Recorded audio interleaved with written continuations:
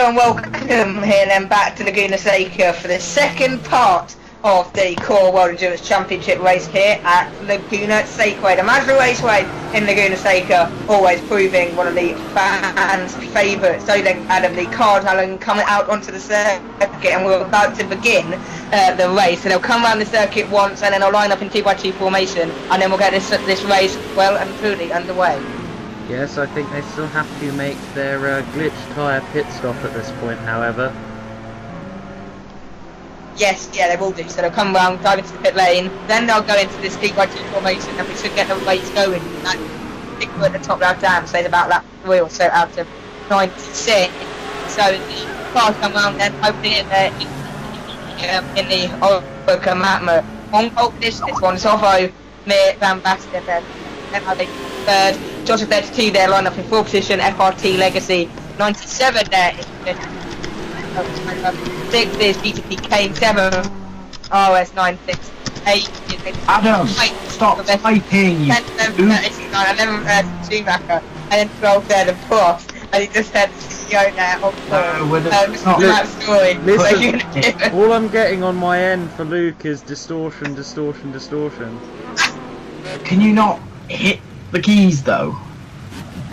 Well, what can I do if he's distorted? There's no point recording it. I know, but...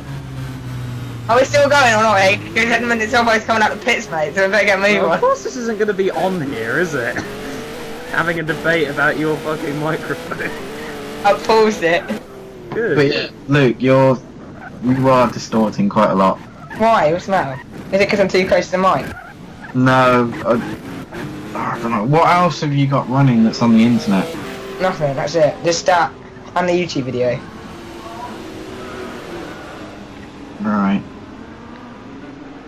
Oh, and he's gone. Oh, Jesus. Core and Skype obviously have a feud that we don't know about. Hello? Oh, you're back? Yes. Are you better? For Is now, that at better least. now? Yeah. I mean, it is for now. But it's Right, you usually ready, when ready? you get talking where it starts. 3. Oh, God's sake. Are we starting at 000? Yeah, stop Yeah. again. Right, Adam. No typing. Yeah. Yeah, I was only typing to say Luke stop, basically. Because I knew You could just say stop. Well, no, but I wouldn't. I know damn well you wouldn't, because I've tried to get you to stop while you're doing it before. Right, Give me something to get on with it, Adam. before we start, I'll tell you instead of typing it. Yeah, the race was red flagged. In race 1, it was red flagged due to mass disconnection. Because we were over the 75%, the 70% mark, then we didn't continue. Other things were the GTE classes were a bit halted, shall we say, by lag issues from Widfo. So It was his fault, any Widfo, he always crashes. but it's more the fact that his internet has to come all the way from Australia. Yeah, I'd put it down to internet connection issues rather than on the head of one specific driver. Yeah. So GTE class was plagued with internet issues. But then on the upside, there's things like the fight between me and Nin. And that's about it. Yeah. But then also in this video, there is a huge fight between the two Fords. Sounds Yes, exciting. Kane and what was it? RS was whole race basically, weren't they? Yeah, pretty much the whole race. Yeah. And also, don't take too much of the piss out of my driving. I was having a shit night. Oh yeah, because you're in the RX-7, weren't you? Yeah. MDR, right? Yeah. But then, yeah, there's a part where the Profs comes around turn 6. Yeah, So I remember this. Yeah, and then just plows right into me because he couldn't see my car because of the smoke. Yeah, anyway, right. Are you both ready? Both on 0000. Yep. Yeah, huh? Then when I'm just pausing my game now, I'm playing a game. That's how long you were taking. Go. Alright, 3, 2, 1.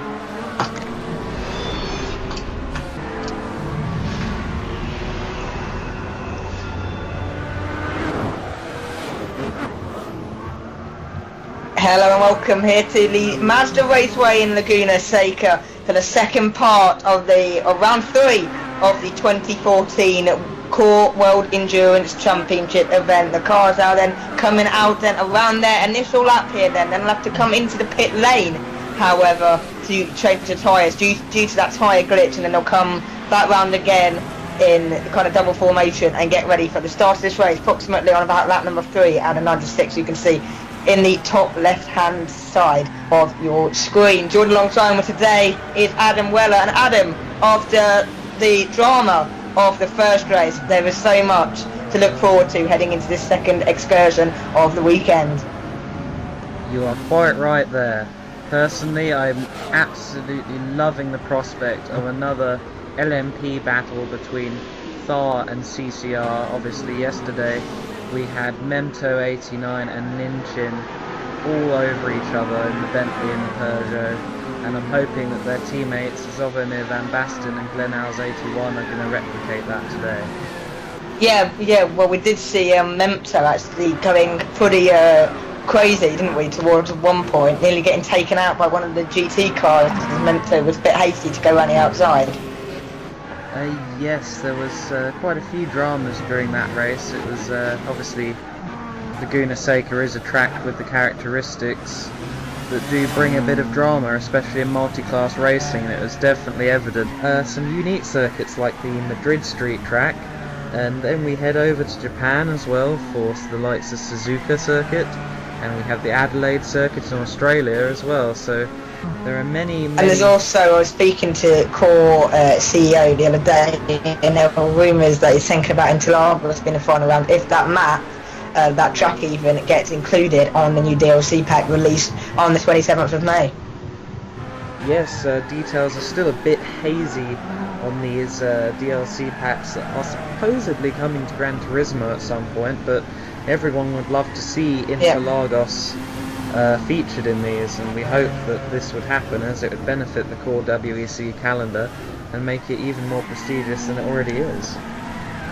Well, what we're seeing then, and what we do know with the new Gran Turismo DLC pack, we're definitely going to be Senna related. We've got a Senna Lotus Le Mans Grand Prix car, which you can race around Brands Hatch to win the car. You've got one of his old karts as well, so hopefully some exciting prospects for Gran Turismo hopefully could be added into the core World Endurance Championship and future core events, as we see now Ayrton Schumacher all over the back of Adrian Hetich for 8th position.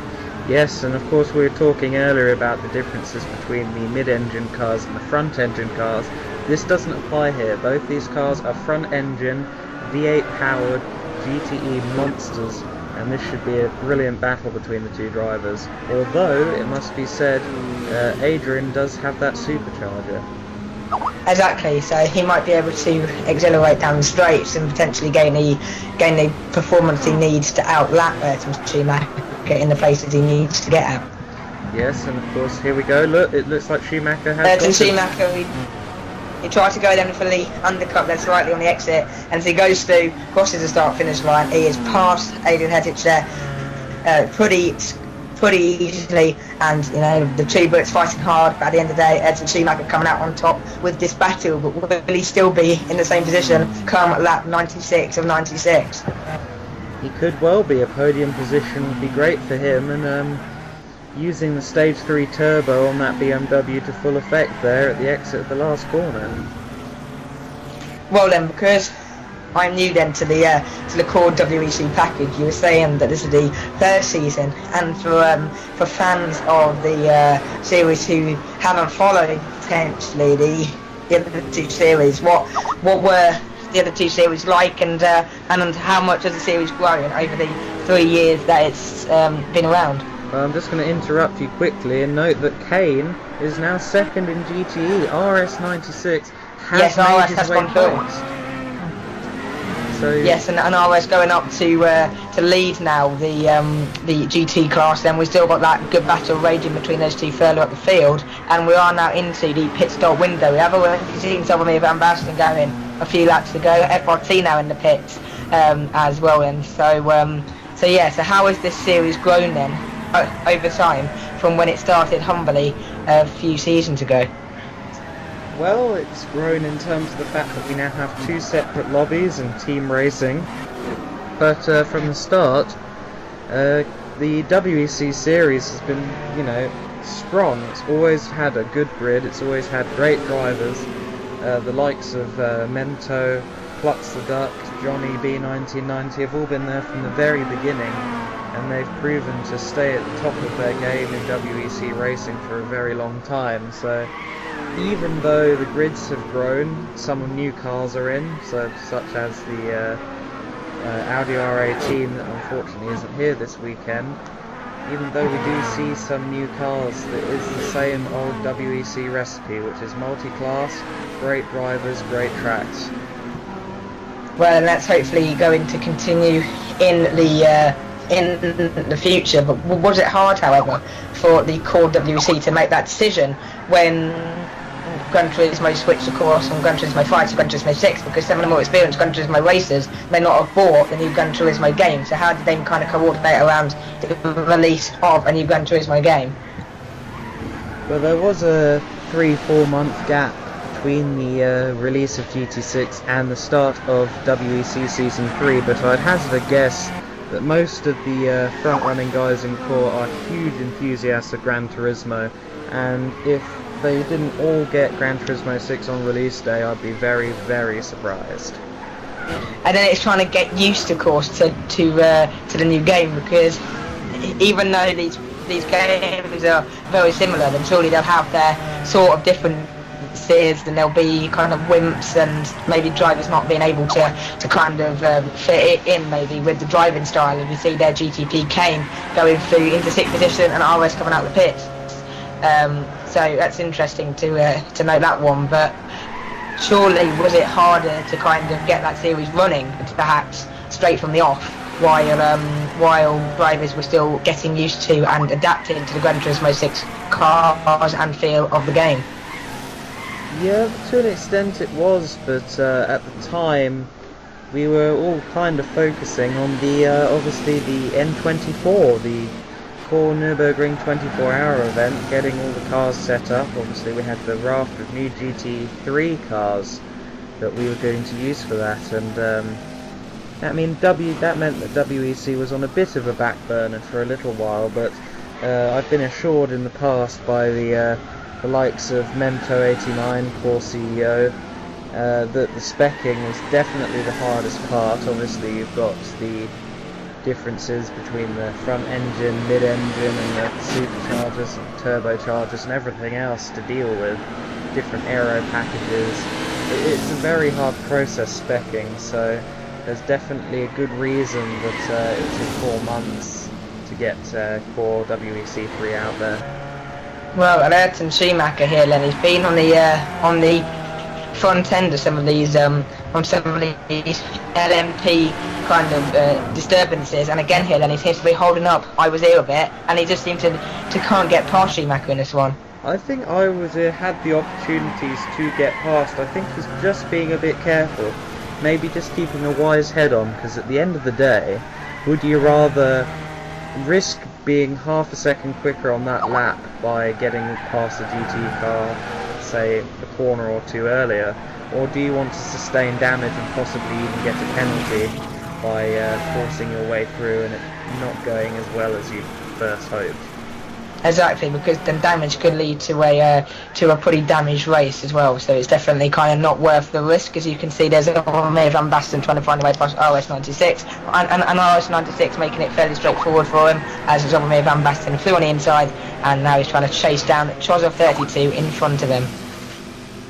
Yes, Zovo is second position at the moment, as you say, and defending the honour of Team High Adrenaline Racing here. Obviously Ninchin put in a great performance yesterday in the first race, having the brilliant battle with Mento 89, and Zovo's doing all he can to make sure that he can get the best result possible for his team on this occasion.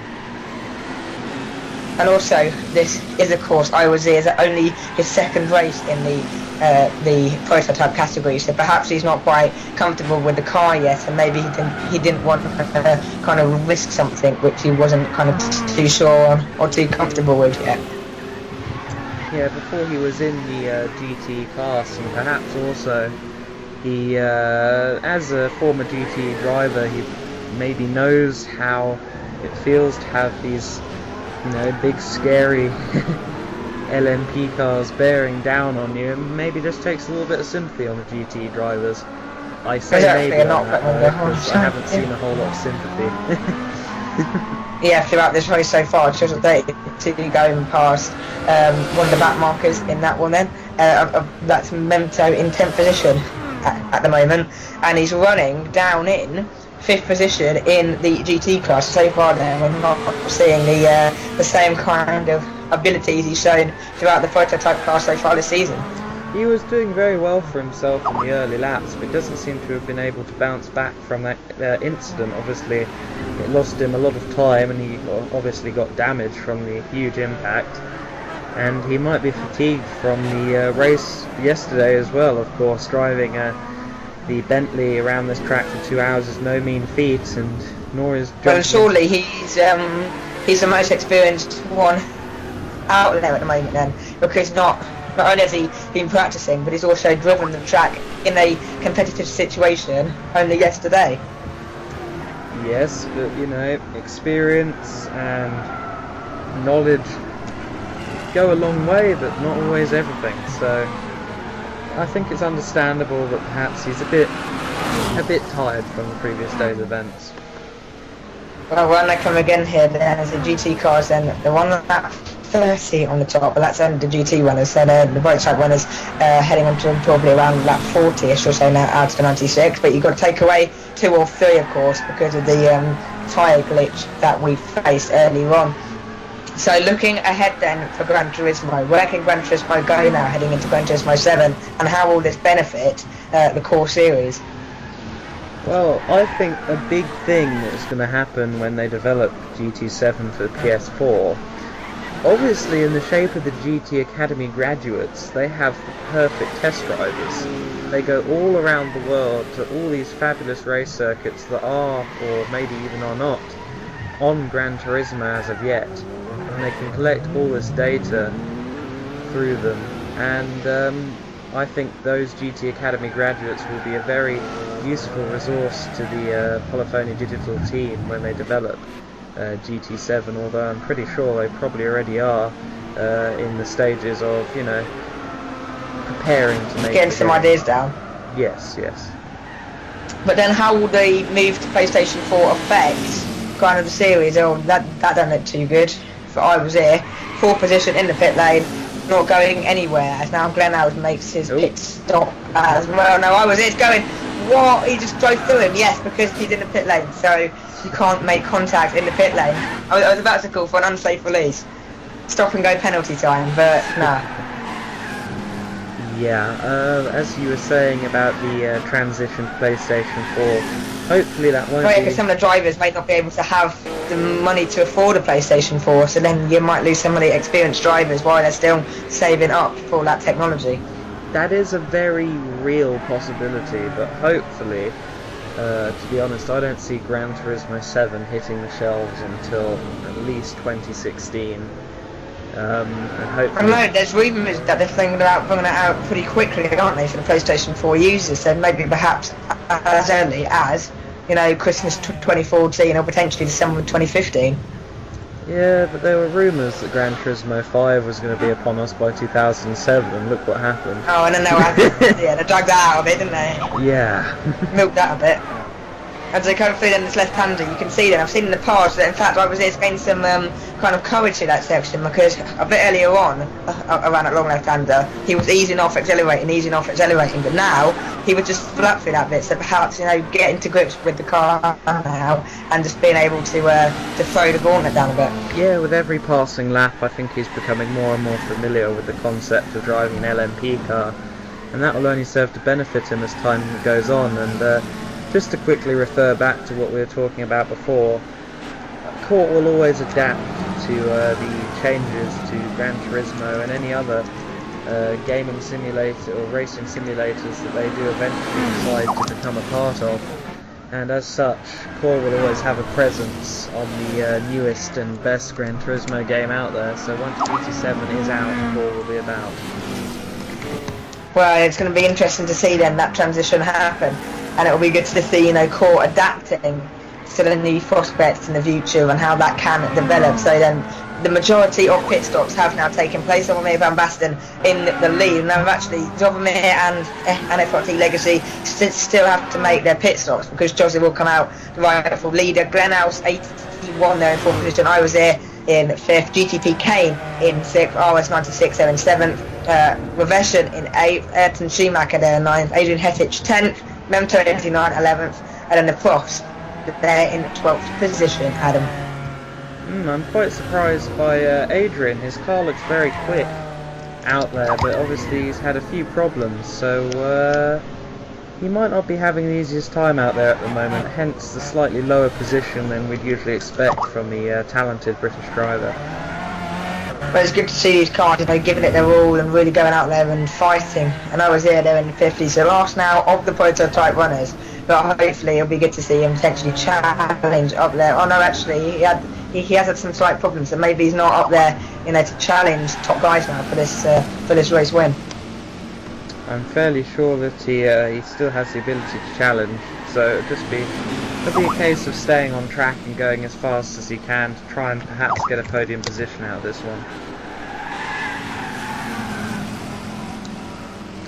FRT Legacy there in 2nd position in LMP at the moment. Obviously I think we're going through yet another pit stop cycle, so at this point it's all to play for. FRT putting on a very strong performance, obviously his first race in the Pescarolo for his team, along with Fort Bow, and maybe that was a positive decision after all to move to the Pescarolo Power following the perhaps unsuccessful stint with the Audi team.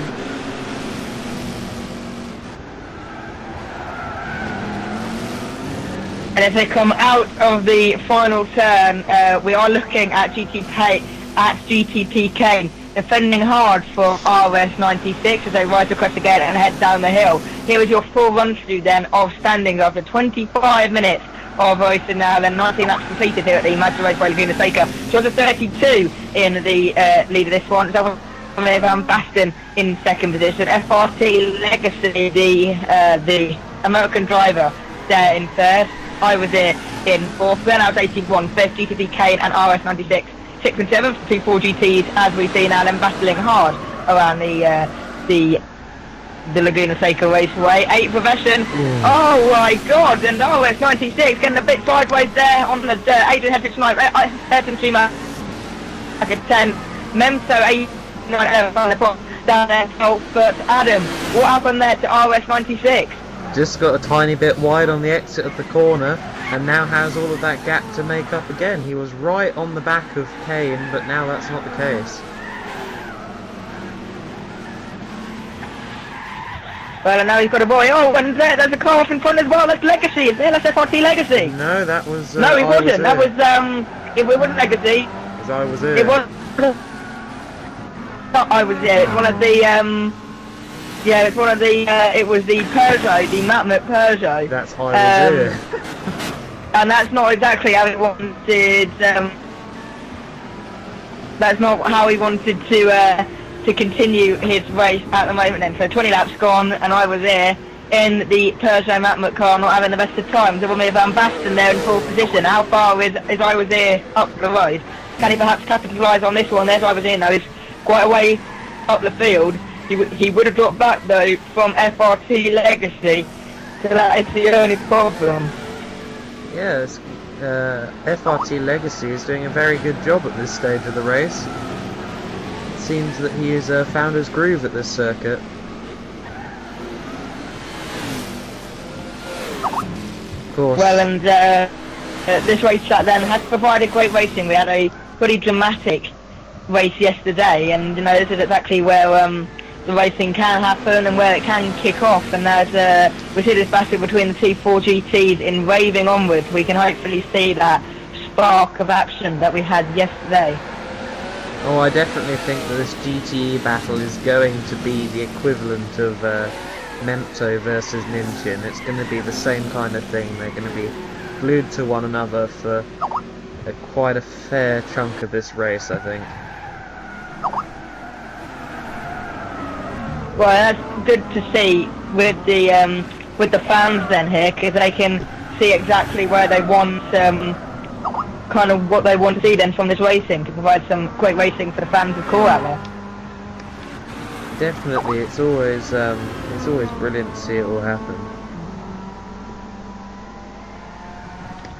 And as they head round again here, then we're looking now at Ayrton Schumacher in ninth position and in that BMW. We're just seeing 232 then, the current race leader this one, in the Pescarolo, lapping him again. He's just about to lap Adrian Hettich as well, then the British driver in the Chevrolet Corvette. In fact, he's just about to get past Nowlan as they head through the corkscrew. 232, leading pretty comfortably at the moment from FRT Legacy.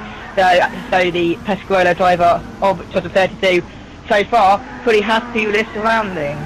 Yes, and he's of course, because he's just lapped Adrian, that means that Adrian has fell right into the clutches of Ayrton Schumacher. So now we have a good GTE battle on here.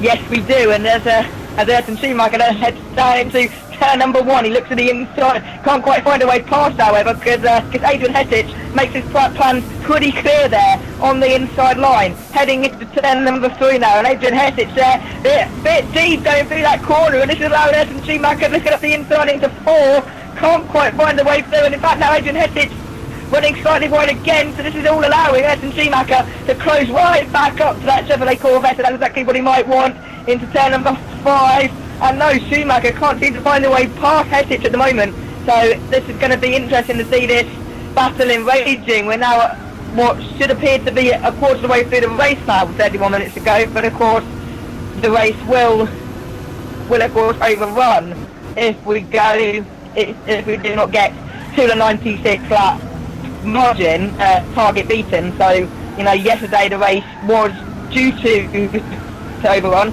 however due to a mass technical problem the race was of course red flagged, with over 3/4 of the race gone, points were awarded. However, this race should go over its designated 2-hour limit, and Ayrton Schumacher goes down the inside at the final corner and makes it look easy as he just drives straight past Adrian Hettich, the BMW driver, finding the best way possible past Adrian Hettich in one of the most easiest ways to do it, down the straight, no hustle and bustle, no side-by-side contact, and Ayrton Schumacher is now up to 8th position and potentially try and close on the two Fords in front. The battle between those is still enraging in front. GTP Kane there in 7th in the number 4 Ford GT car, is about a half a second behind the German driver RS6 in the black 4GT just in front of him. So these four GTs, one white, one black here, having a good battle of their own, dicing for that 6th position spot. And if these two aren't careful, then they could soon be closed by the ever-charging Ayrton Schumacher behind in the BMW, because of course these cars have got this performance parity in them, which means that if Ayrton Schumacher drives quick enough and drives fast enough, and there's nothing that the power of the 4 GTs can do to stop Ayrton Schumacher behind. He will be able to close up regardless of the BMW.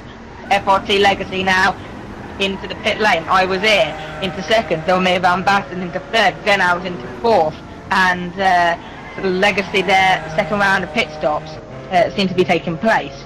So it's interesting to see these pit stops hopefully taking place, and hopefully and hopefully keep going on here while the pit stops keep going on. It'll be interesting to see how the positions sort themselves out afterwards. So John 32 going around the last corner again here. There he's going to be heading on now then to lap 27 on left hand.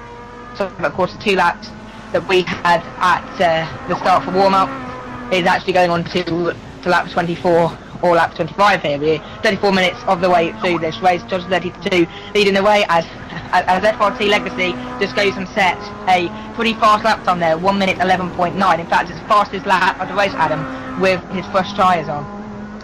Yeah, obviously he's got some pace in that Pescarola. It's his first time racing in the Pescarola. Obviously beforehand they were in the Audi Willow Springs and of course Indianapolis and Daytona beforehand, but they seem to have really struck gold with this switch to Pescarola because he's really finding the pace. Well, and it's good to see then, you know, the first world are coming on, really making a difference to these cars, so it shows how important the pit stops can be to decide the outcome of a race like this. Oh, it's always so important, pit stops. I mean, there's the factor of when you time the pit stops, and then of course there's how many you make. And in this case, it looks like the pit stops haven't quite gone so well for RS because Kane has got through. Yes, and GTP Kane then through into 6th position. So what we were just saying then, the number 4 white Ford GT managing to find his way past the German driver in the black Ford GT RS96. So GTP Kane there up to 6th position, as I was here now. They're running in 3rd position just behind Zoromir van Basten just in front of him. We do apologise, however, then for the short technical issue we do have. Then we are trying to resolve the issue between there's a short delay then between when I finished talking and when Adam finishes talking, but hopefully you won't get sort of too bugged by it. But yeah, we're just addressing that there was a small technical issue here then in the commentary box. But heading back on to the racing here then, can I over there push forward and potentially undercut Zoromir van Basten during the next round of pit stops? I think that's touch and go. Whether he ran out of grip following when he had that spin earlier, I'm not sure. Maybe Zovo's going a bit further on his tyres, but certainly Iwazier has the pace to do the undercuts, and he also has the skill and the speed to make an actual passing manoeuvre. So I reckon we're going to get a Peugeot battle at some point within the next few laps. A 4GT battle, a GT battle in the GT class there, as Ed Schumacher closes, and now potentially a Peugeot battle out front as well, and Ayrton Schumacher here giving Iwazier a pretty rough time. Yeah, well, fully entitled to do so, as we've covered before in the WEC series. It's a matter of the faster LMP car making his way past, as he just did there, and the driver in the GT car has every right to keep on his line and keep on the throttle. Well, and yes, and Zoromir van Basten there in 2nd position, getting a bit to the inside, getting a bit dirty there. Doesn't want to haste his moves going to the inside of RS96 because this could lead to damage and the end of his race, but sensibly up the inside, and then the power of the LMP car will just drive him away from RS96. And Zoromir van Basten there in 2nd position, but quite a way back from 32, who is leading the way at the moment.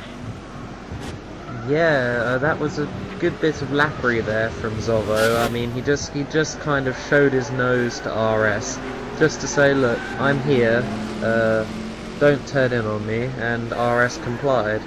So that was a good bit of driving there on both ends.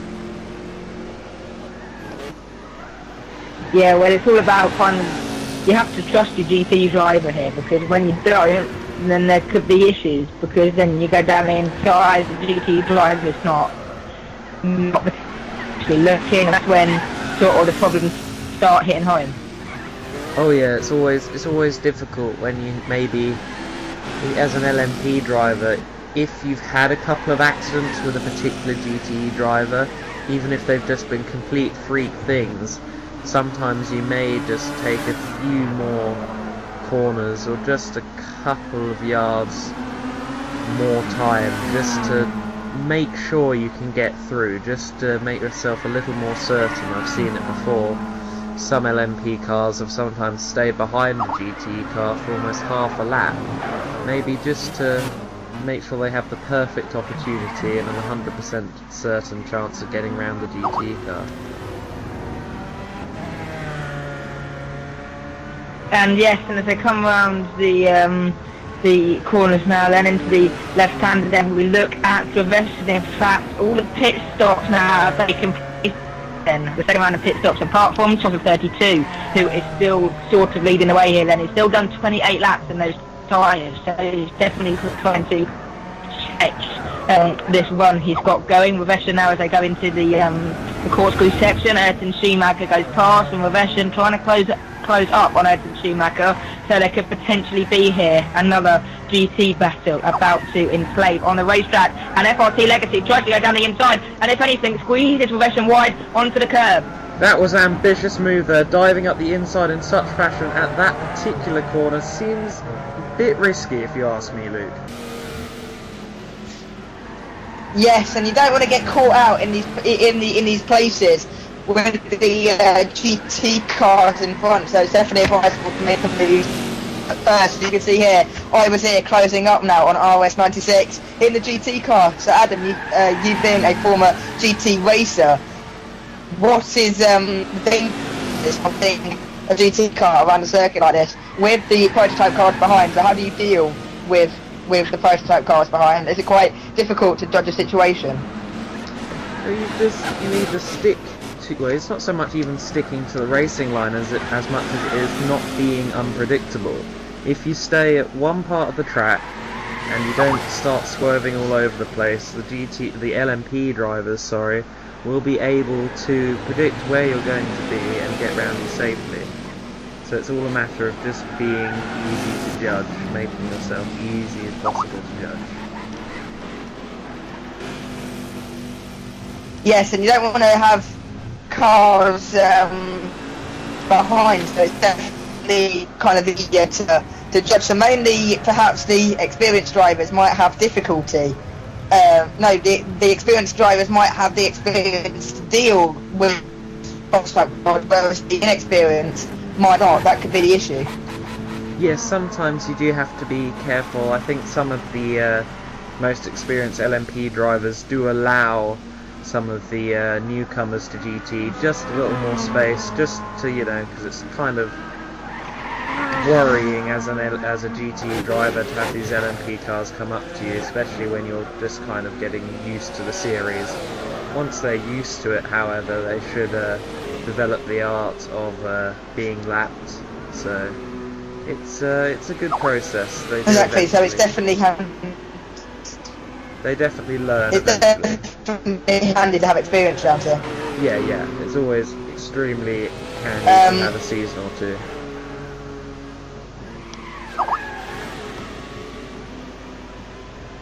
As they head up here then, I was here, heading up the hill again here then, now then. I was here, in 5th position, he's just made his pit stop. We just saw him in the pit lane a second ago, so he's definitely there, sort of, in the race, and now he just needs to wait for the cars in front to make their pit stop so he gets thrown back out again in the right place. So that's definitely key for him. They come back round this section again, Stoffel Van Basten now currently leading this race, but the cars are out of position, of course, due to the pit stops not yet finalising. So Charles of 32 still will be leading away, of course, so, we still have to wait for his pit stops to take place. It's all definitely firmly in this race here today, and then for potentially a good podium position for the Matmut Porsche. Yes. Thursday even. Yeah, and on track here we're seeing Revishan, and he's not far off Ayrton Schumacher in that BMW, so we could see a good battle in GTE here soon as well.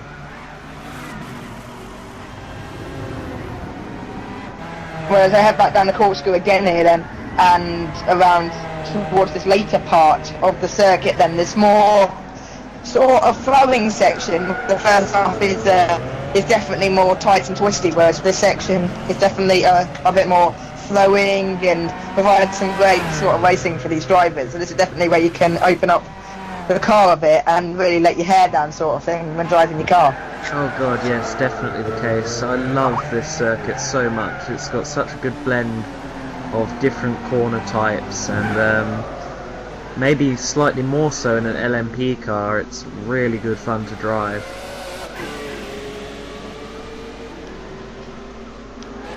Now, when fueling, could fuel play an important factor in this race? Because even though the tyres might be good for the cars, perhaps the fuel levels aren't quite there, and that potentially could lead to a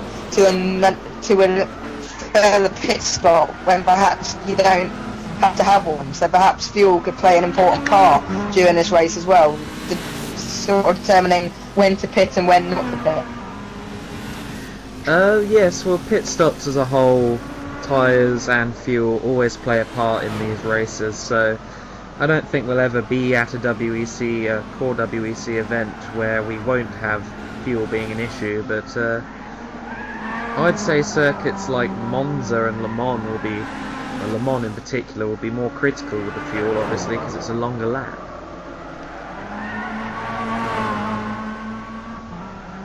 Exactly, so it's definitely one of of course, the North Lights that you go to later in the year has its problems as well then, when it's the Never and 24 event, but have its problems with fuel. So will Le Mans, because they're just such big circuits, so fuel leaks will be very high around these areas, because it's harder to get towards the pit lane quicker, because you have to do that long lap. So trying to guess when's the right time to pit for fuel will be crucial.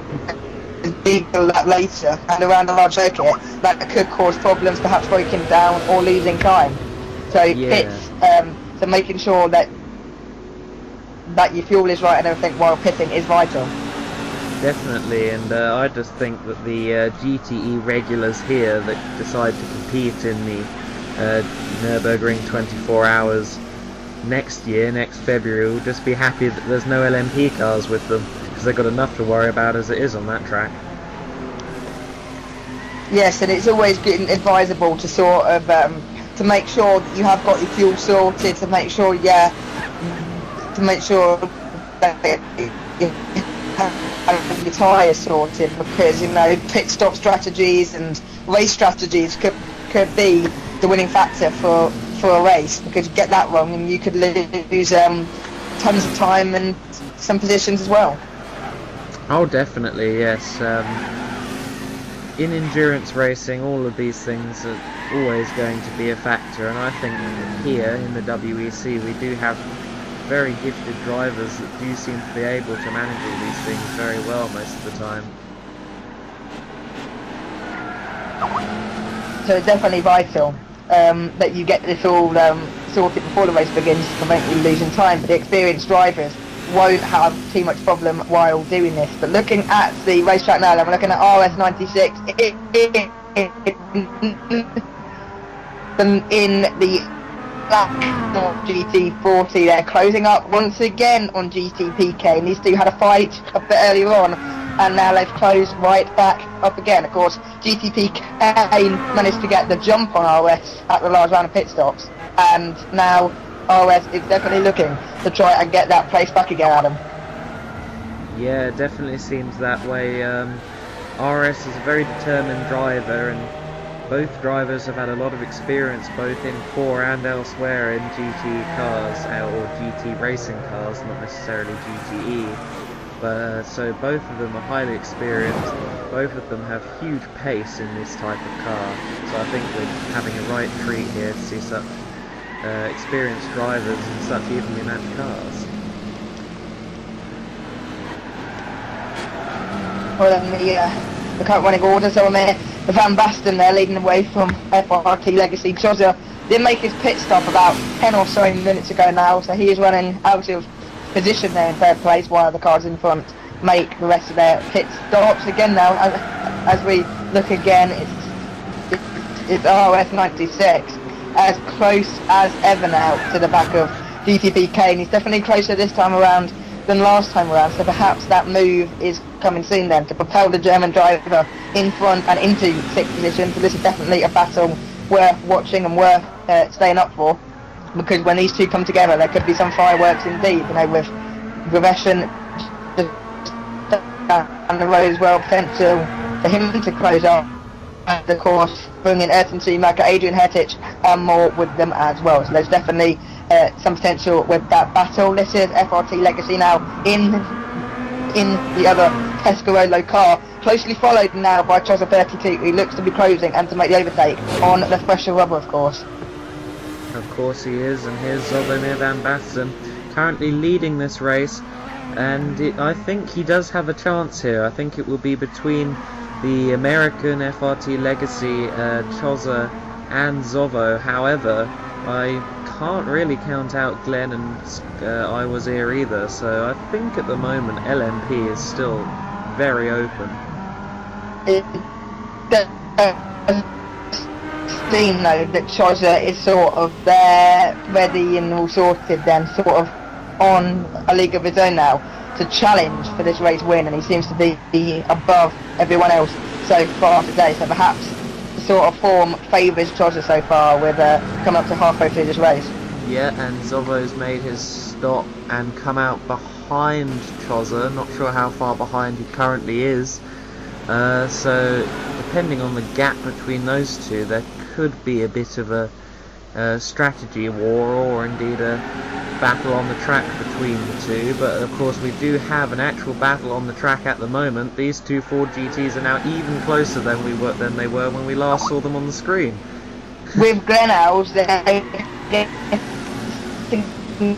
a bit involved there down the inside, but it's not too. He didn't get too involved there, so Glenhouse keeping clean and keeping away from the rest of them as RS96. As you said, Adam, as close as ever to the back of GTPK now, as they head up then towards turn number 5, and then the fast kink, of course, at turn number 6, and RS96. Where is now then the best place for him to make a move? Last corner, no question. On the brakes, last corner. Well, and RS96 fancy the chances before that, because he looks to be a bit all over the place there. It's GTP Kane in front as it came out of the corkscrew, so perhaps the car bottoming out slightly towards that section, going through now this long kind of sweeping and flowing part of the circuit. But by this point, RS just looks too far back to make a move stick. So it just seems as if perhaps RS faster throughout the first part of the lap, whereas GTP Kane can perhaps pull away past the corkscrew part of the lap. Yeah, and there goes Zovo up the inside of Ayrton Schumacher. Very close there. I think if it was me behind the wheel of that BMW, I'd have found it a little too close and probably made a bit of a slip up. Fortunately, Ayrton Schumacher's more refined as a driver than I am, and therefore he handled that situation very well. RS96, where was he going? He got his two wheels there on the dirt on the exit of turn number 6, and it was to take some superb car control there by the German driver to hold that car back on circuit to prevent that car from going wide, going off, and running off into the gravel trap and surrendering that 6th position spot to GTP Kane, who would just pull out down the road. Yeah, that was quite the bit of driving there. I didn't think RS was going to keep that on track. I thought he might have lost quite a bit of time with the spin there, but fortunately enough he managed to keep the car under control and is still right behind Kane. Yeah, so now as I head down towards, this is turn number 3 now, and RS96 again here, he's getting close to the back of GTP Kane, but he still can't seem to find his way past. It's as if GTP Kane here holding on slightly during the places that matter most. This is Chozza 32 now in 2nd position. He's closing up now with that on FRT Legacy in front. So these two Pescarolo drivers, these two Pescarolo drivers going at it now for top honours. Of course, one being being legacy in the American class. Chozza, the British driver. Now then, there's no teammates in the WEC racing at the same time. So how come these two different teams decided to race with the same car, Adam? Well, because there's only 4 cars to choose from in LMP and more than 4 slots to fill, so they kind of have to choose the same car. And since the Pescarolo isn't paintable, they can't really make their cars look all that different. So unfortunately, it is sometimes a little bit hard to tell what's going on, but not teammates, of course, but they do share machinery, which just means that they'll battle even closer. Yes, so it's definitely interesting and to see this kind of see how these cars will of course develop. Now then, we lost the Audi drivers earlier on in the season. We're not the Audi drivers but the Audi cars, so it'll be good to see if they return at some point as well to the series as they head up into turn number 6. Turn number 6 again, it's sideways through that section, and we're getting some information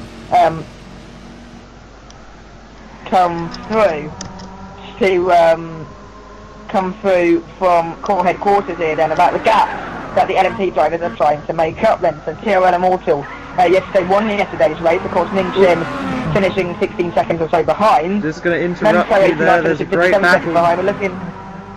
Great battle on track here. Look at these 2 Pescarolos. Yeah, there's a big battle up in the air then. Chozza 32.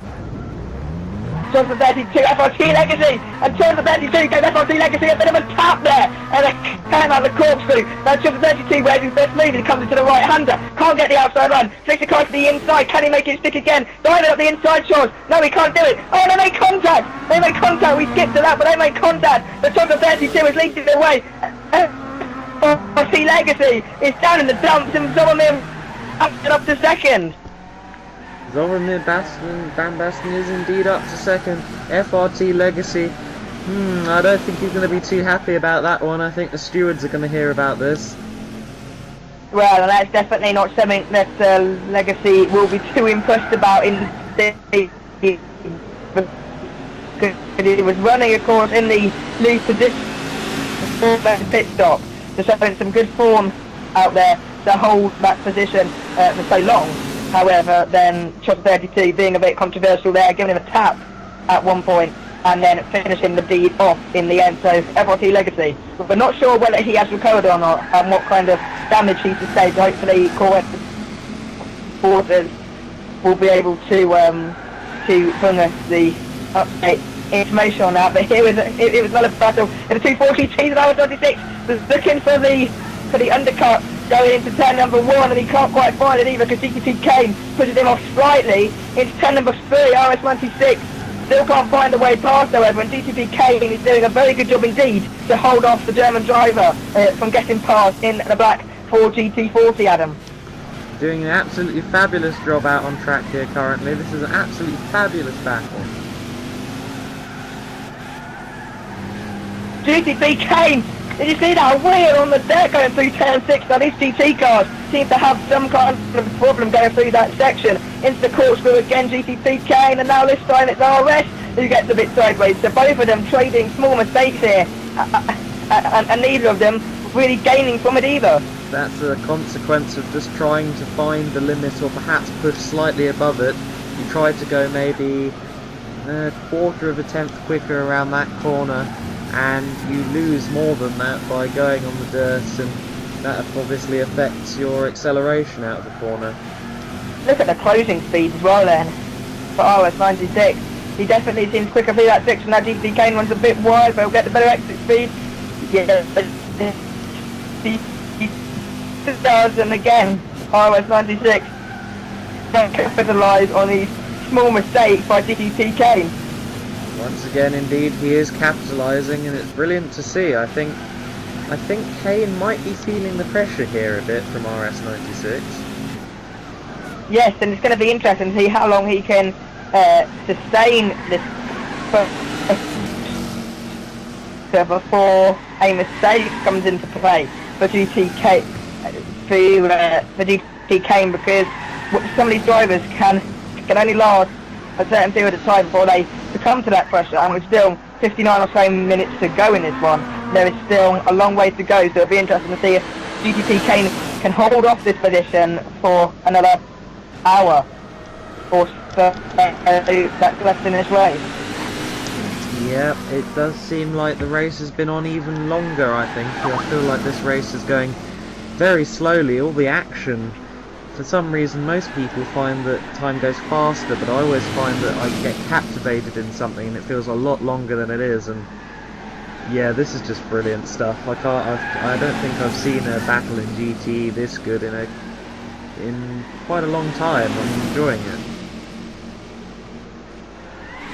Well, it's definitely interesting to see this battle develop into turn number 5. They go now, and RS96 looking to the outside. Can't quite find it as they head now through the exit of turn number 5 and find the hill again under the Mazda bridge into the entrance now to turn number 6. RS96 all over the back of GTP Kane. This time doesn't kick up dirt on the exit. Under the Rolex bridge here then, and down into the corkscrew. Turn number 7 and 8 now into turn 7. Now flicking the car into turn 8.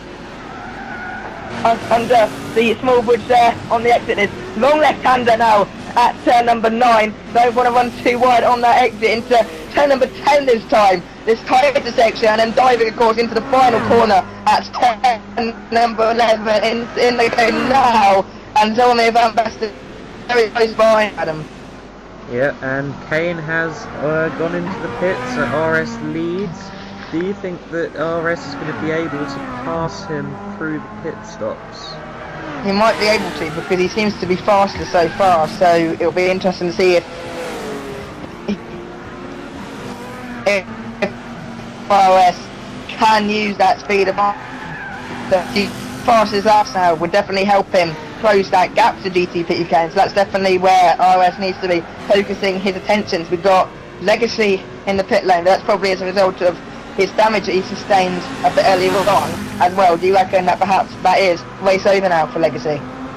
No, I don't think so at all, because he's still a factor in this LMP battle that's going on here. We're just about halfway through the race and he's still putting on a very strong showing, so I think he'll be back out. There's Trotter 32, currently lying in second position. Now, where's Zoran Van Basten? Has he made his pit stop yet? Because he's still looking fairly handy there. I don't think he has made his pit stop as of yet, no.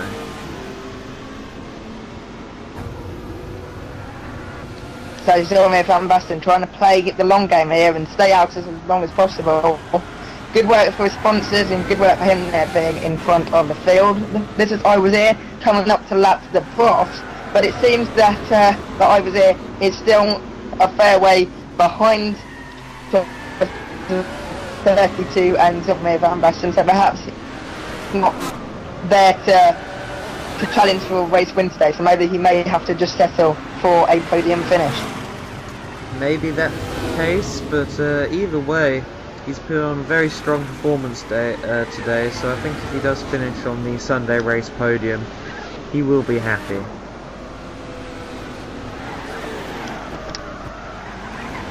Yeah, definitely, you know, a podium in one of these top class events, it's competitive events, it is definitely something to be happy about. So, you know, podiums are definitely a great place to finish. And then one mistake, of course, you know, two leaders come together at one point that could lead to I Was Here still being able to work his way there. So it's going to be interesting to see this race develop and see if there are any other sort of major developments to upset the big guns at the top of the field.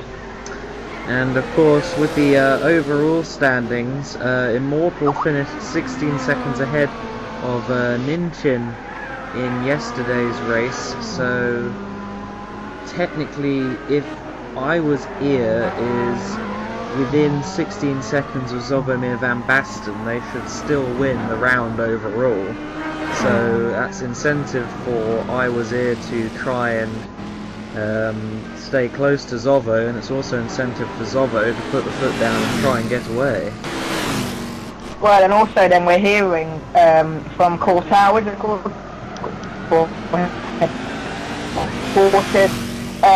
there is a discussion information that Zobomir Van Basten Chillingsworth 32, Glenhouse 81 and FRC Legacy are all running 3-stop strategies, but I was here on a 2-stop strategy, so perhaps if I go in the distance I was here, he could potentially try and find a way back into this race and find a way to get back on terms with the big boys at the front.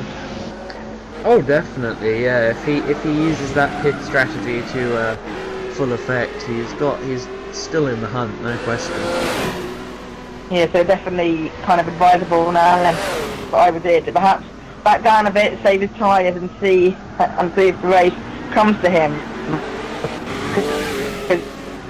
By driving flat out, but then slashing the tyres, that's not going to help him one bit at all. Definitely not the case. I think that I think this battle is very interesting. Obviously, not only does it factor the overall results in the fight, obviously, as we've mentioned, there's the gaps between the drivers from yesterday to think about, but with the different fuel strategies and everything else, I just think this is a very, very interesting thing to observe. I don't really know how to explain it. Up the hill, he goes Alan. This is Romeo Van Basten, currently leading the WEC course in the total Peugeot car, but he's still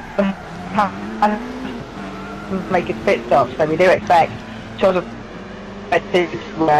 to breeze straight past him after that moment. So the race then does seem to be then these three, Romeo Van Basten, Chillingsworth 32, and I was there, with Legacy and Glenhouse just seem to not be able to catch up potentially during this race.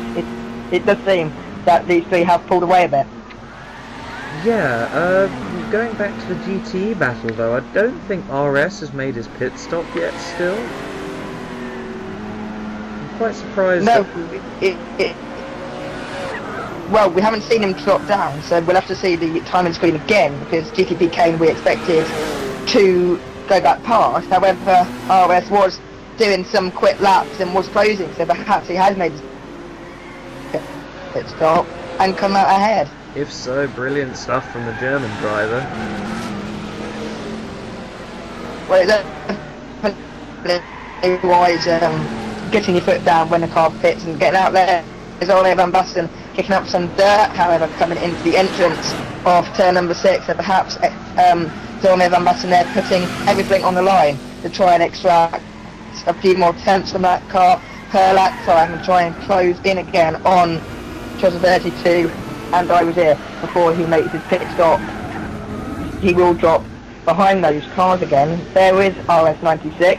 There's quite a gap between him and GTPK, suggesting that he hasn't made that pit stop yet, because we would expect GTPK to be much closer if he did. Yes, and also his tyres look very worn as well, so he definitely hasn't pitted any time recently. There is Ayrton Schumacher currently running in 8th position, so it's a good 3rd place at the moment for Ayrton Schumacher. So good showing then for him and the BMW in this round, and potentially a podium on the cards. Yeah, that definitely got potential to have that, and if so, I think that's a brilliant start. Well, not a brilliant start, but a brilliant conclusion to the Laguna Seca round for the BMW team. I think they'll be very happy to walk away with a podium. As they head down the hill, then Van Basten heading in the pit lane for his stop then. So this is going to be interesting then to see where he comes out then in relation to Chillingsworth 32. I'm looking at the driver tracker. We've got a car now coming through turn 10 and up to turn 11. That is Chillingsworth 32. So Romeo Van Basten still in the pit lane. Chillingsworth 32, as expected, cruises past and back into the lead of the race with 45 or so minutes to go in this one. We've got a car coming out of turn number 11.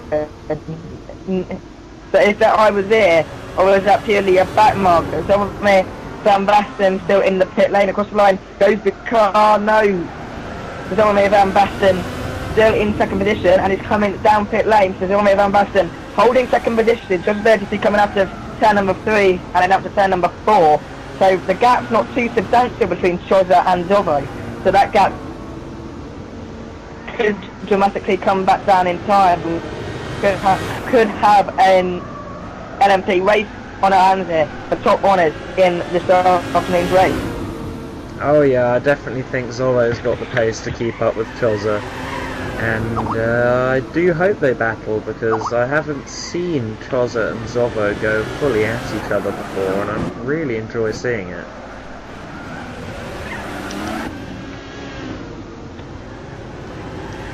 Yes, and as they head now back into, it will be interesting to see the two LMP leaders battle hard then in order to compete with GT class. We've seen some great racing today from the GT class with RS and GTP Kane together with close racing. Of course, the G-Maker having that close racing as well. So a good battle up front is definitely what would attract the fans back into the action in the prototype class. Yes, and here's Zovo Mir van Basten running in second position currently in LMP. I think his times are, if anything, very consistent at the moment, and if he's keeping a decent pace as well, then he will be able to keep back up to Chozza. But as I say that, he gets a bit loose there. He just kind of clipped the dirt and almost lost it going through turn 6, which could have been a problem for him, but fortunately he managed to control it, and he continues on trying to chase Chozza 32. Now there's Profs coming out of the pit lane. Profs has been having a bit of a lonely race by the looks of it. I think he's had quite a few problems during the race, and he's just kind of limping on for the sake of finishing, which is always good to see. Obviously it could go his way yet. He could get a decent result out of this, and obviously his team will get a decent result out of this just because he's finishing. So it's always good to see a driver committing to the race and going right to the very end. Here's Chozza 32, he's still out front there, he's just pushing along like nobody's business, as Kane and Adrian Hetich aren't battling. For a second I thought they were having a good scrap for the overall positions there, but then I realised Adrian Hetich is just being lapped by Kane, who is obviously still in this scrap with RS96, who's yet to pit. And here's Glenal's 81, who's about to lap Ayrton Schumacher. I'm very impressed by Ayrton Schumacher today.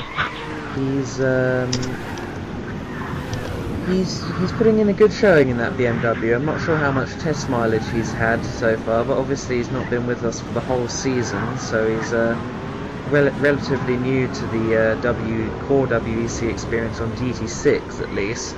So I think he's doing well for himself. He could well be a factor in the core WEC as we head into Europe.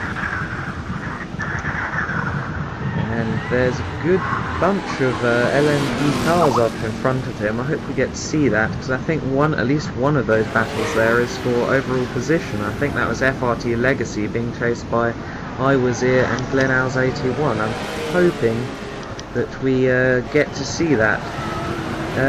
Anyway, here we were talking about Profs just a second ago, and he is here with us. We're fortunate enough to have his teammate here, Nico Demus, who obviously is part of the Canary Motorsports team. And how are you feeling about this performance that we're seeing from your teammate?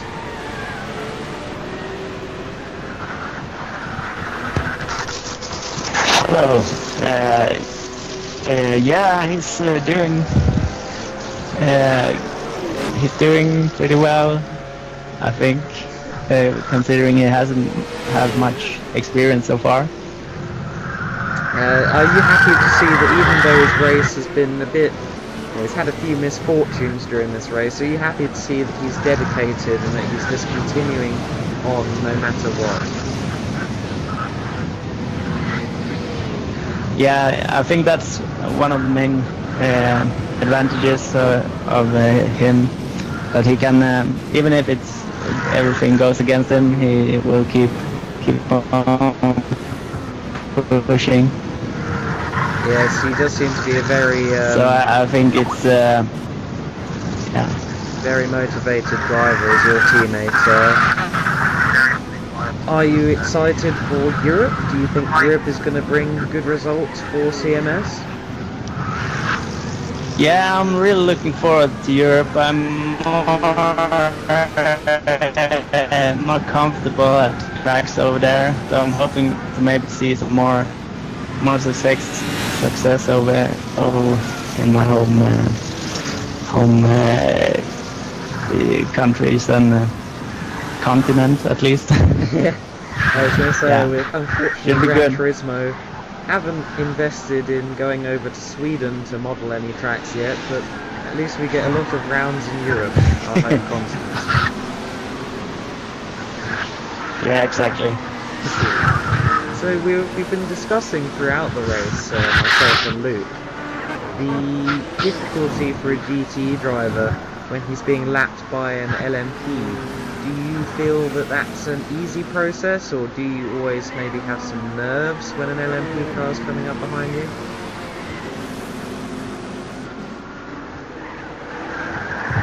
Yeah, there's always some difficulty because you never know what the LMP driver is thinking. I had some problems with it during the first races, but by now I'm starting to get used to it.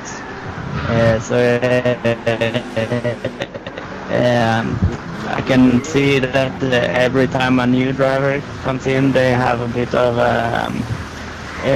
time to get used to it. But now after a while you don't get nervous anymore and know kind of what they're thinking, so it gets easier, but it's always you're always a bit uncertain. But yeah, of course, one thing about your experience with Paul, even though you seem like you've been around for a very long time, this is in fact your debut season in the WEC, is it not? yes, it is. I just joined Core for the N24 this year, and some races in the run-up to the N24, so I have never raced in the WC. I actually was pretty late entry even this year, since Staliano drafted me in the late stage for the season. Yes, definitely. It was. I do remember seeing that. I think it was on the GT Planet thread at the time. There was some discussions. Oh, wouldn't it be good to have Nico in? You obliged, and now you're here. So I think everyone's very happy to have you as competition in the WEC. So thank you for joining us today, and I think we have Luke back. Hello. Yes, Luke is Yeah, back. we're just sorting out small technical problem here in the here in my side of the commentary box. But we're back. Hello, hello, the interviewee. Nico Hello, Demis. Luke. Hello, Nico. And this is Nico. It is Nico Demis. It is a famous Nico Demis here in the studio. We've done the interview, I believe. Yes, interviews all With- done. So With Adam. But Nico, we'd love to have you on the Core magazine, which we're thinking about bringing out soon as well. So I'll be in touch soon to organise that. Yeah, thank you. Thank you very much. Cheers. let's see you soon, Nico. Right, so Nico Demis there then on the line. His teammate, the Profs, running in 12th position in this one at the moment. So, you know, Nico Demis and the Profs been together, of course, in the Core WEC for this season. 1 hour 24 minutes or so gone during this race. Charles of 32 running at the moment there in 3rd position. He's just made his pit stop by the looks of it, because Sylvain Van Basten still leading the way, or he's now leading the way with FRT Legacy there in 2nd. So Charles of 32 made his 3rd pit stop today. Van Basten made his 4th pit stop today. And the most pit stops made today has been 8 by the Frost. So obviously not having the best day is the Frost down there in top position today, Adam. No, but the point I've made, I think couple of times in the last few minutes, I'll make it again anyway, is it's just brilliant to see that he's carrying on, even though he's having a bad race. He's still going on, just making sure that his team has the optimal chance of being up there in the overall standings. Yeah, so it's definitely, you know, worth carrying on, giving them a go, because then, you know, if one driver does well on one day and then you kind of retire from the race, then it's going to dent your overall standing. So it's definitely advisable to continue regardless of where you are on track that day, because it could hinder your overall standings as well.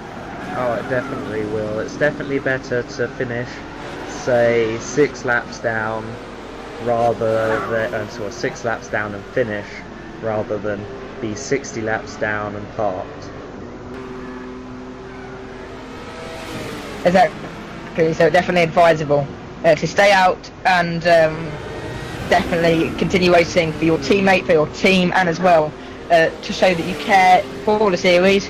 And I'm not just here to kind of to muck around, so by showing your continuance shows the dedication that you have for the series as well at the same time. Yeah, it's always good to see dedicated drivers out on track, and we have many dedicated drivers in core. If you look down the field, the likes of Zovo and I think Choza32, I was here, have all been involved consistently in core and the WEC for as long as I can remember, so I think that's an absolutely brilliant factor that they're so loyal to the series. We see their profs almost taking out Zovomir Van Basten. He seemed to get wide on the exit of the penultimate corner and came back out on track, almost taking Zovo out, so that must have been uncomfortable for Zovomir Van Basten. And Zovo does seem to be doing quite well on his tyres, even though Choi is already pitted.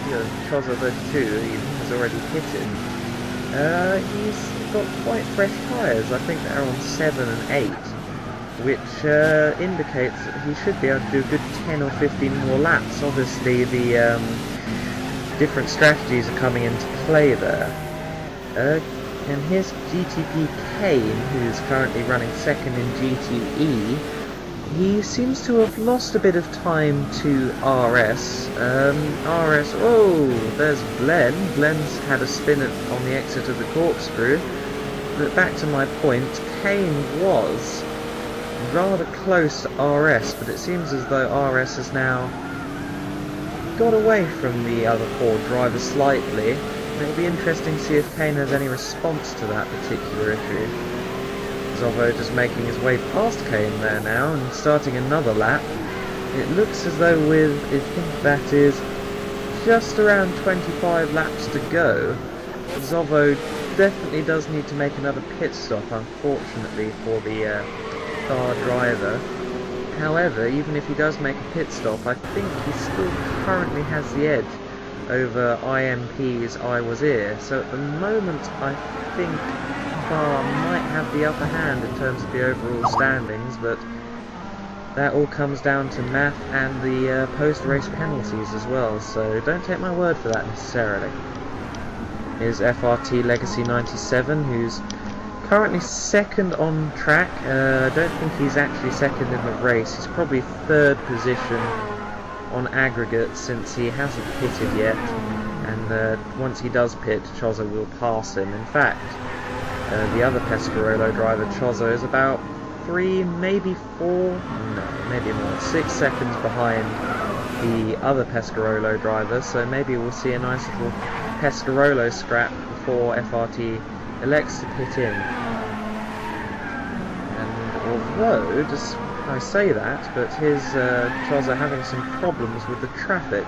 Ayrton Schumacher obviously fully entitled to keep his line, particularly at turn 6, where there is really only one line. I don't think I've ever seen 2 wide through there, apart from maybe Ninchin and Memto. They might have done that yesterday, those 2 crazy drivers in the midst of their battle yesterday. They might have pulled 2 wide through there, but it's a rare thing to do, so just maybe biding his time behind the GTE car so he didn't have to take any unnecessary risks. And here's just going into the first corner, and his tyres are new obviously since he has just made his pit stop, and I reckon he has still got this race in the bag at this point. At this point he's definitely my favourite to win this race. OS 96 comes out of turn 2 and heads his way then into turn number 3, and that section then is actually pretty interesting because it's sort of that turn 1 and 2, it's sort of 2 corners in one. Oh, we're looking now at GTB Kane getting a wheel onto the dirt there coming into turn number 3, and now he's got Tommy Van Basten in the Peugeot right behind him. He goes easy through a GTB Kane there, just sort of just testing the car out, just making sure there's nothing there, sort of no damage, just making sure his car is okay and getting back into the stride of things. Again, going back to what I was saying, that first section, turn 1 and 2, it's 2 corners, but when you're driving, you just take it as one corner. Oh yeah, well it's kind of, I always consider it to be one corner. In fact, for me at least, I consider it to be the first corner, purely because the first one is just flat out, the little dip and... Oh yeah, that's not really a corner as such. Not really. I consider the first corner to be more of a double apex hairpin than 2 separate corners, but it is actually officially called, I think it's the Andretti hairpin. Yes. So yeah, the Andretti hairpin. But they class it for 2 corners because when I checked the track maps, they call it a hairpin, but yet they still refer to it as 2 set corners. But interestingly, they don't refer that first kink after the start-finish line as a corner. So the guys there at the Laguna Seca headquarters there deciding their corner names, they don't class that first bit as a corner, but they class this bit here as 2. So pretty interesting kind of background knowledge there. Yeah. At Tosla 32, all over the back now of FRT Legacy. Battle for position now, I believe. Yes. FRT Legacy has not pitted, however, yet, has he? And Choza has, so Choza definitely has the advantage here. Oh yes, he has the advantage of the fresher tyres. FRT's tyres should be getting towards the end of their life now. I think he's due for a pit stop sometime soon, so maybe Choza should just stick behind him since he doesn't really need to make the risk. But getting a bit. No, he's gone for it. Yeah, he's gone for it. No, FRT's gone. Choza's a bit wide as well. Oh, Pescarolo wars. Well, Pescarolo getting into a bit of a fight there. Choza peeling into the pit lane. Now, has he got damage? He's got a red flashing light there on the kind of the car indicator, but hopefully Choza can continue. Yeah, I noticed that. I mean, obviously that damage sensor isn't 100% accurate on the replays, but I didn't actually see any contact there, so that interests me. Well, as I was here now, so people, it's coming through that section, it's coming through, that's turn number 9 going on to turn number 10, so there's obviously some sort of damage there or something, maybe some oil spillages, or maybe the cars are just pushing the limit and facing the problems of that corner. It is quite a difficult corner because it's not low speed, but it's not flat out either. So it's one of those corners where you've really got to get the line right. It's a I'd like Van Basten. No, you go on. You go on. Tommy Van Basten in the pits. He has set some quick laps then, so he's obviously trying to put the pace in as Adrian Hettich now goes off. So it seems that mistakes are now starting to creep in, Adam. We're going to 24 plus 10 minutes or so remaining in this race. Yeah, fatigue at this point. Just wearing down a bit, I guess. I mean, don't forget these races, especially for the British drivers, Adrian and I was here, for instance. It's about, I think, 10 o'clock at night at this point, or approaching 10 o'clock at night, so they've already had their full day before they've even raced, so it must be quite a long day for them, and this does take a lot out of you, so it's understandable that maybe they do get a tad sloppy at times. But yeah, with no breaks of course, and now 1 hour 37 minutes into racing, there's definitely a lot of racing required, and you know, there's no toilet breaks, there's no drink breaks, there's nothing. So for these guys now, potentially just wanting a small rest, and that's where then the mistakes start to creep in. Yeah, I mean, it's not unknown for drivers to, you know, drink breaks, for instance. You can do that during the pit stop, so you know, they do have a little amount of break, but yes, as you say, as a rule, it is just non-stop for the 2 hours. Now, FRT Legacy, his car is completely had it. Look at the bottom left of your screen. Yes. It's gone now, but everything's flashing except the rear right tyre. That was just another example of what I mentioned earlier. Those graphics aren't always accurate. I think what happens is it stores every piece of damage they take during the race, but once they've made the pit stop, that damage doesn't actually apply anymore. So it's flashing and showing up on the screen, yes, but there isn't actually any effect. So it Now is, then, what you go? it's kind of hard to judge through the graphics. You just have to kind of rely on looking at the car's body language, and obviously if you saw a collision with a wall or another car. Yeah, then you'll know there's some damage. And Zoe Van Basten now is 28 seconds or so ahead, so could he potentially pit and then get out ahead of George of 32? Or could he still do it some fast laps, and in fact now holds the fastest lap of the race? Last lap actually, he's just beaten his fastest lap of the race. So Zoe Van Basten is definitely there now, performing well, and could he potentially jump Chozza during the next lap of pit stops? Well, he's on fresh tyres, so I think he's already made a stop.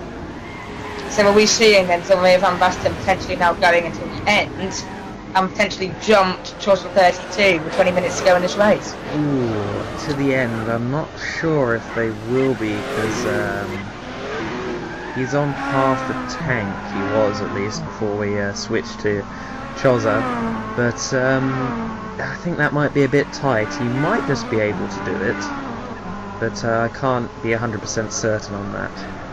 Yeah, well, it's definitely going to be a tight one, and also a tight one for time, because there's only 18 laps to go. Leaders consistently churning out 1 minute laps, so for once this race might actually end on time. Yes, I mean, obviously we try and calculate it to the well, how many laps the LMP cars will take to do the 2 hours, and sometimes there are certain aspects of the race you can't account for, such as, you know, collisions, damage, and spins and all that, which do add to the time. So sometimes it is a bit hard to try for the series organisers to figure out just how many laps they need to schedule. Well, Zoe Van Basten still leading the way, of course, in Chozza 32. He's now coming up to some traffic again. It is the 4GT of GTPK, and the British driver there moving sensibly out of the way to allow his fellow Brit, Chozza 32, to move to traffic fairly quickly. There's the profs in the wars again, seemingly having a bit of a tough race here at Laguna, as we've said before. And I'll be interested to see what the gap is at the moment between RS and Kane, because we remember earlier on they were right on the back of each other, and I don't know, I don't think Kane had lost that much time to him. Well, looking at the driver tracker, now there isn't a car in sight apart from the one now going into that kink past the finish line, so that gap between them must be pretty substantial. Yeah, it's quite surprising actually. Yeah, that you managed to lose all that time. We're hearing then from Core Headquarters now, and the Kane had a spin at turn 6 which lost him a lot of time, so that potentially could be why Kane has dropped so far now behind RS 96. Yeah, that would be the reason. I imagine that a marshal or something informed the Core Headquarters of that, so thank you whoever that was, and hopefully Kane can get back in this one. Well, yes, because of course we get our footage from Core TV. However, we don't have control here in the commentary box with the TV footage because it was taken by the race director, so therefore it's hard to, sometimes you will miss things that can't pick up on screen. So it's good that we have our team of volunteers out there giving us views on the other areas of the circuit which we're not seeing. I would definitely not want to be the camera director as well as the commentator. I think that would be a bridge too far for me. Well, it's hard to tell, isn't it? The TV director there telling us which kind of positions to see, where we should be looking. It is a mediated version, of course, of events that we're seeing, so it's what the TV director wants us to see. So, you know, sometimes he will miss things that we cannot get to see. The profs out there back driving behind them, so he's still not given up and he's still going gung-ho then to finish this race. Of course, then the profs on that screen on the right hand side, his name is in gold letters compared to the rest which are in white. So what does this mean, Adam? It's basically because he was captured, I think, I can't remember exactly what the specific reason is for that, to be honest. Maybe if we'll get core headquarters on it. Oh yeah, I'm sure that one of the technical gurus back there will be able to fill my mind with knowledge that I don't currently have. RS 96 now, he's just going through and lapping Adrian Hettich, still putting up a bit of a fight there on the entrance to the second apex of that corner, but it seems as though RS has gone through. The profs there behind in 12th, Memto 89. We haven't really discussed him much in this race. Of course, he is Glenelg's 81 teammate, and Memto did race yesterday in the prototype class, but today he's covering one of the GT runners' car, and he's currently running in 11th position. So it hasn't been a strong showing today then from Memto. Yeah, 2 nights in a row, you know, racing, staying up late. I guess it is beginning to have an effect on his concentration levels, and perhaps he's just making a few more mistakes than we're used to seeing from the British driver. Of course, then Memto 89 of concrete back racing normally, but today then covering in the GT class, as Trojan now coming up into turn 10 at this point, then and coming up towards turn 11. We're hearing then some news from core headquarters, of course, on that gold lettering. We're hearing that the footage is from Voss, because he was the one that is capturing the footage for us, which was then given to Core, hence why his name is in gold, because he is the sole guy that racing. He is the kind of server which the footage is being taken off.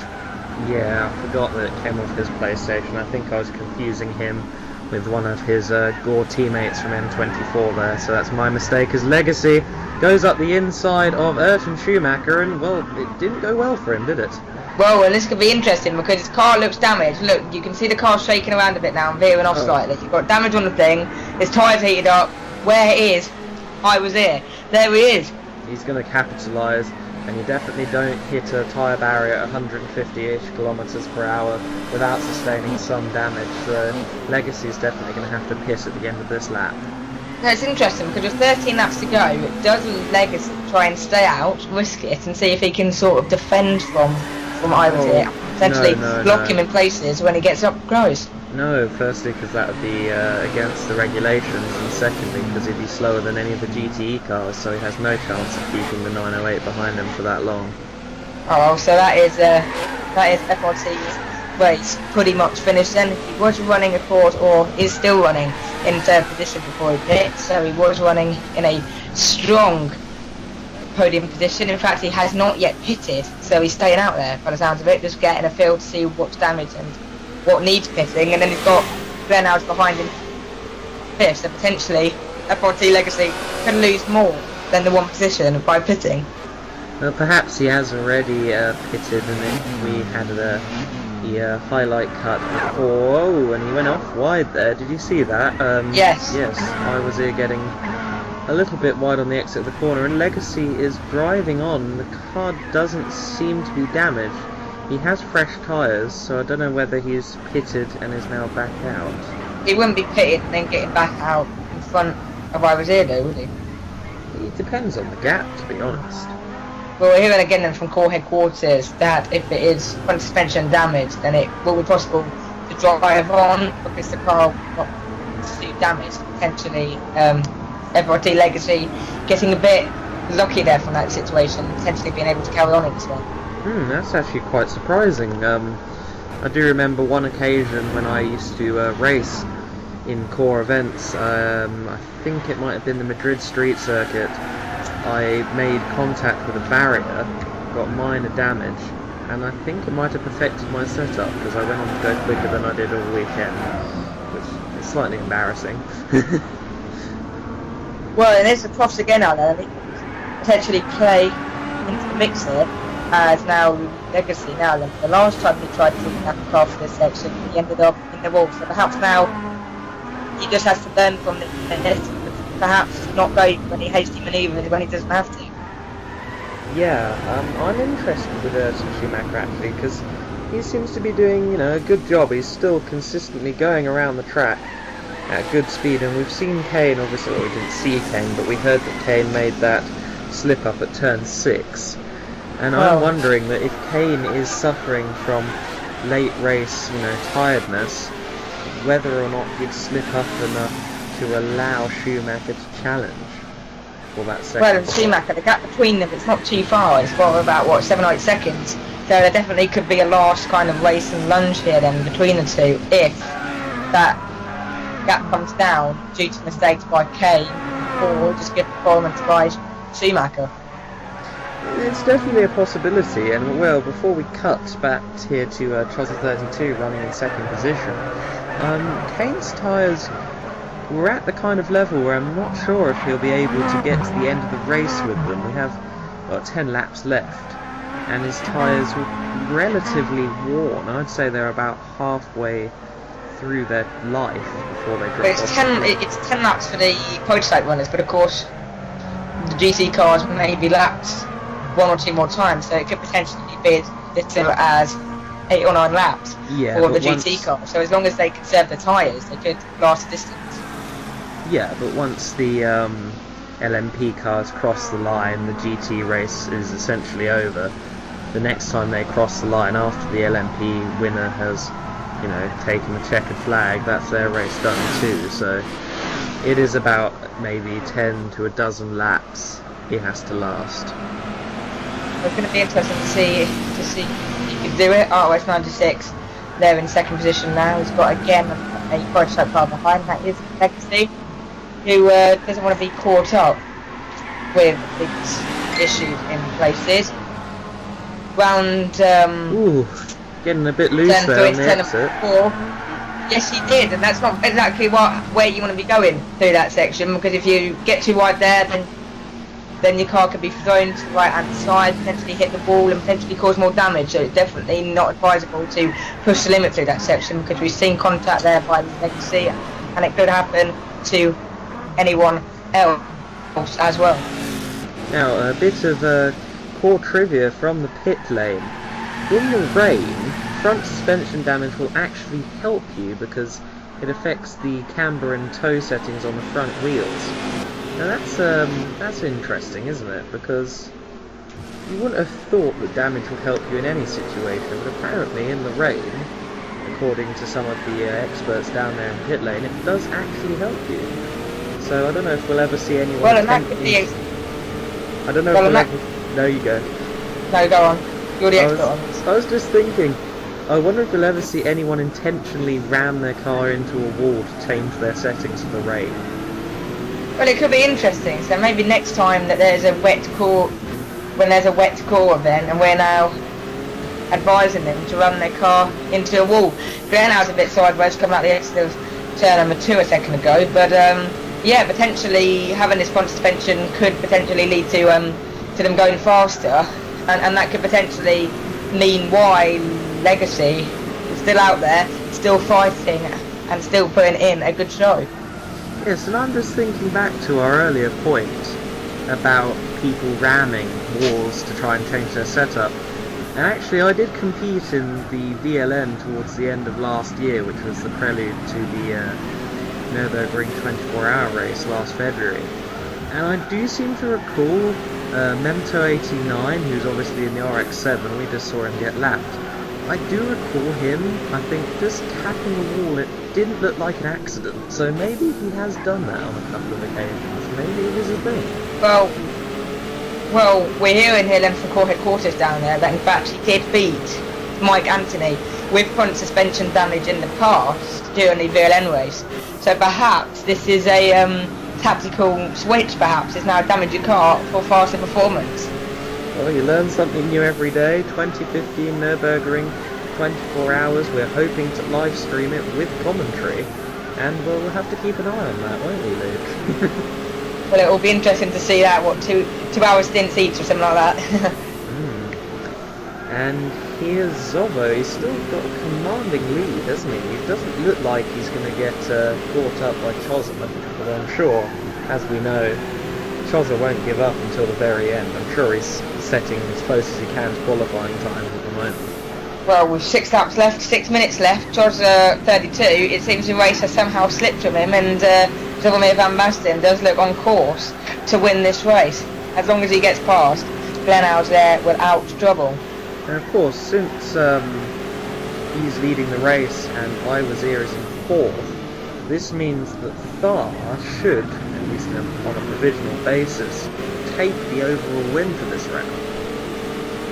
Well, that would be a very interesting prospect indeed. I know for a fact Ninchin does hours and hours of testing for WEC, and I'm pretty sure he brings Ovo along for that as well. So maybe it's all just paying off for them, you know. Well, then yes, because it looked like yesterday, of course, Immortal Pilot, not Immortal Pilot, what's his thing? Ninchin. I was it. Oh no. Yeah, it seemed that they would take it, and now it seems Jaromir van Basten is come through and put in the Peugeot on top. Yes, I mean Nin was only 16 seconds off the German driver in yesterday's race, and obviously that meant that Zovo was in prime position to challenge Iwazir and try and beat him by more than 16 seconds. And it looks as if, in the dying stages of this race, he has done enough, not only to take personal glory, of course. Taking a Sunday race win is probably slightly more pleasurable than taking a mathematical win, say in 3rd position. And not only has he taken those personal spoils, but he's done it for the team as well, so great day for Zovo. Well, and he's proving as well that he's got the skill, he's got the class to go to the very top and compete at the highest level without fault. So again, a great performance then from Jaromir van Basten in the Peugeot. Yeah, he's been racing in the WEC for some time. He did Season 2 as well and GT5, so he's got the credentials and he's an experienced racer, so I had a feeling that the combination of him and Ninchin would be a prospect to be on top all season long.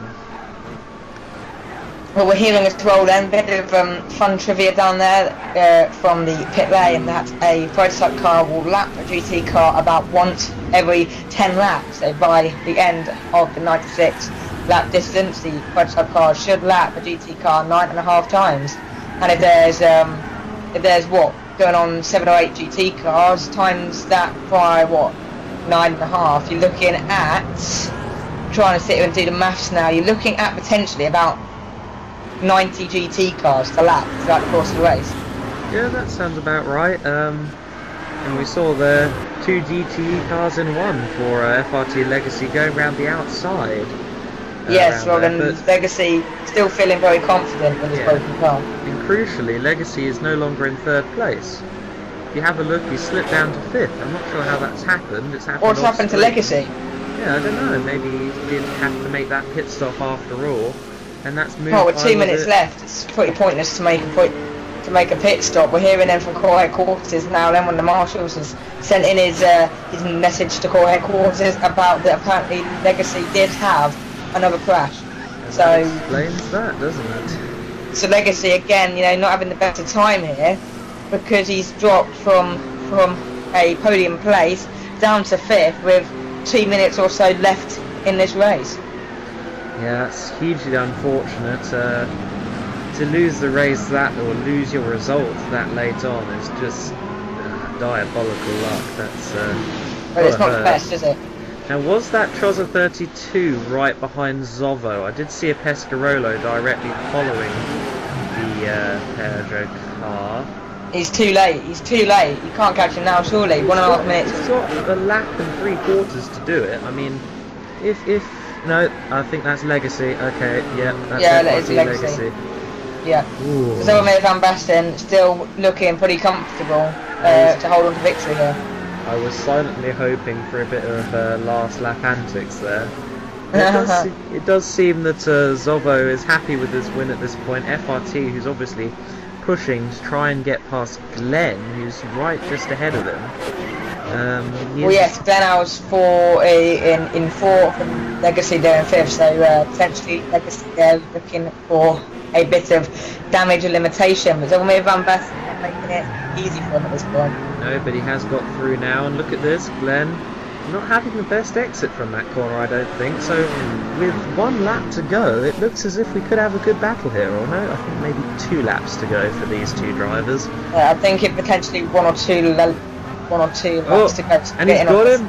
Minute. Yes, he has. So Legacy there, finding the right line, finding a way to get through, and that's exactly what Legacy would have wanted, and especially not what Glenn Hauser would have wanted, because he smelt the opportunity today, and he just hasn't been able to match up to the performances. Oh, but look at this! Legacy off! Card. Legacy off! Gave the position back to Glenn, and now I think they will get another lap out of this, since 2 laps to go. Zovo is not finished yet. I think they'll get 2 or 3 more laps out of this, and Glenn has got his position back, but he doesn't look to have all the grip in the world at the moment. Perhaps he's on old tyres? Well, Van Basten has now broken all parts of his car going into the trial there, so that's definitely not accurate. That's Legacy. Because, well, yeah, there's a bit of contact there as well, isn't there? So these two playing a bit dirty now towards the latter stages of this race to get the position and hold on to it. Yes, and oh my god, I think Glenn is on warm tyres. Yes, old tyres versus new, and Glenn has lost it on the exit of the Andretti hairpin, and that looks like the end of that. Legacy has 4th position here. Well, Glenn is finishing potentially the last of the prototype cars today, just not being able to match the performances shown by the other prototype cars, so hopefully they'll be able to change that. The Concrete Climax Racing team hopefully being able to change their performances heading into the European leg of the season coming up in a bit. And here we go, look, Zovo going through the corkscrew for the final time, clearly taking it easy. He knows he's done enough. He's just going to cruise it home for this brilliant victory. It's been a great drive from the Brit. Yes, and as he comes towards the final couple of corners now, and here he is, look, he's just going along the last straight. He's going to take the checkered flag. The checkered flag is waving. Zovo Van Basten wins the race, the Sunday race, and he has provisionally done enough mathematically to take the overall win for Team High Adrenaline Racing. Zovo Van Basten coming through then here, he's gone through now anyway, to take victory in the core WEC Season 3 round and here at the Mazda Raceway Seca. Zovo Van Basten taking the Sunday win and taking the overall win. What a on finish the day there from I was here. Second, and I was here, grabbing a 3rd position as well. Bit of a spin round there as well, so very happy with his performance today by the looks of it. And Legacy will come through in 4th. Glenn 81 in 5th, top of the GT class, and he's still at it as I was here. 6th overall today, and 3rd in GT class was RS96, the German driver. Great battle between him and GTP Kane throughout today's race. As well then. Thank you then, Adam, for joining us today. Yes, and here are the points tables from the Laguna Seca round. These are the points as of Laguna Seca as we head into Europe. Well, it's looking good at the top then, a good point scoring kind of battle at the top. it's still very close at the top. Here are the team standings. Team High, Adrenaline Rush, in the person underweight HDI FAP, 43 points. Concrete Climax, you would expect to be higher up than that. The 4GT spec in the GTE class actually higher than some of the prototype drivers, so it shows the competitiveness of the series as well. Peugeot there, top the manufacturer class. Ford up there as well on 38 points. Pescola there, 28 points. So it shows the touring cars there getting a run in the prototype teams. Team High, Adrenaline Rush, still top the standings.